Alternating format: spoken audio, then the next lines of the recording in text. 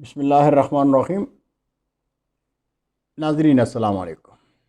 YouTube ادب channel کلام قافلہ پاکستان، میں ہوں گل بخشالوی۔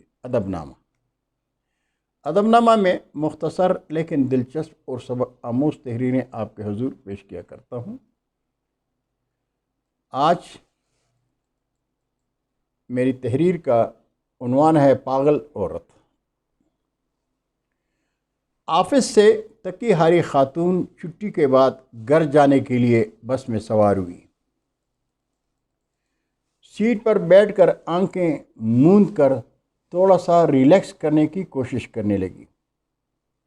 ابھی بس چلی ہی تھی کہ اگلی سیٹ پر بیٹھے ایک صاحب نے اپنا موبائل فون نکالا اور اونچی آواز میں گفتگو شروع کر دی۔ گفتگو کچھ اس طرح تھی: جان من، میں غفور بول رہا ہوں، بس میں بیٹھ گیا ہوں اور گھر ہی آ رہا ہوں۔ ہاں، مجھے پتہ ہے کہ 7 بج رہے ہیں، 5 نہیں بجے، بس ذرا آفس میں کام زیادہ تھا اس لیے دیر ہو گئی۔ نہیں جان، میں شبنم کے ساتھ نہیں تھا، میں تو باس کے ساتھ میٹنگ میں تھا۔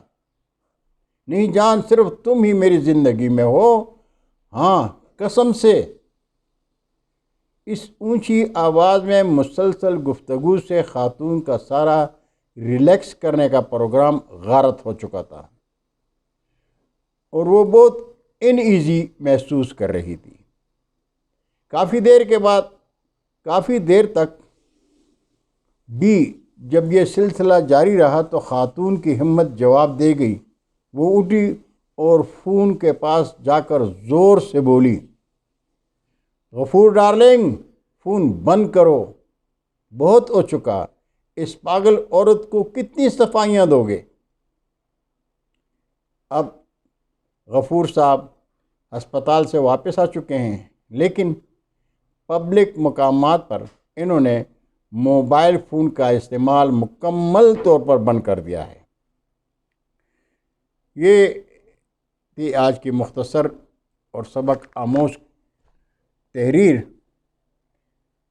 کاش ہم اس تحریر کو سوچ کر اس پر عمل بھی کریں۔ بہت شکریہ ناظرین، انشاءاللہ برقی رابطے میں پھر ملاقات ہوگی۔